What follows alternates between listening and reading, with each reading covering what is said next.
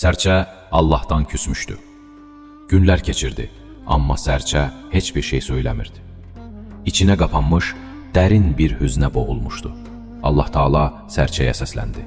Söylə mənə, canını sıxan və qəlbini hüznə boğan dərdin nədir sənin? Artıq Rəbbinə heç bir şey demir və onunla danışmırdı. Mələklər maraqla Allahdan sərçəni soruşur və hər dəfə də Allah mələklərə o gələcək deyə cavab verirdi. Çünki onun səsini eşidən yeganə qulaq mənəm və onun kiçik qəlbindəki dərdini anlayan da təkcə mənəm, deyirdi. Bir müddətdən sonra sərçə, qəlbi hüzn, gözü yaşla dolu bir halda bir ağacın budağına qondu. Heç bir şey söyləmirdi, ancaq səssiz-səssiz gözləyirdi. Allah sərçəyə səsləndi. Söylə mənə, canını sıxan və qəlbini hüznə boğan dərdin nədir sənin? Mələklər sərçə nə söyləyəcək deyə ona baxırdı.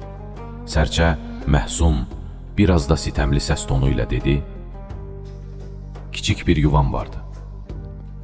Yorulanda dincəldiyim, üşüdükdə sığındığım bir yuvam. Heç kəsi narahat etmirdim. Bu nəhəng dünyada balaca bir yer idi. Kimsənin yerini dar etmirdi. Sən onu da mənə çox gördün.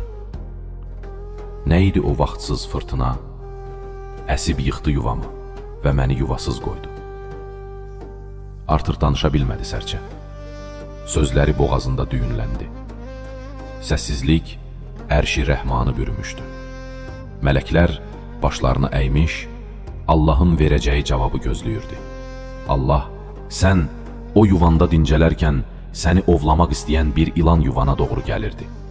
Səni ilandan qorumaq üçün fırtınaya əmr etdim ki, yuvanı yıxsın. Beləcə sən də oradan uzaqlaşaraq ilandan qurtuldun. Məhəbbətimlə səndən uzaqlaşdırdığım o qədər bəlalar var ki, səni əhatə edən məhəbbətimi görmürsən. Müvəqqəti bəlalara görə mənə düşman olursan. Sərçənin gözləri doldu və hönkür-hönkür ağlamağa başladı. Onu çox sevən Allahın şəfqət və mərhəmətinə heyran qaldı. Utanqac bir səslə, əff et Allahım, deyə bildi sadəcə. Könül sözü ərş-i ilahi də əks etdi. Əff et Allahım. Başımıza gələn hər musibətdə əlbəttə ki, çox xeyirlər gizlidir. Rəbbimizə üsyan etmək yerinə, olanda xeyir vardır deyərək riza göstərmək lazımdır. Allahım, bu yazını oxuyan bacı və qardaşlarımızın bilərək və bilməyərək etdikləri bütün günahlara əff qələmi çək, inşallah.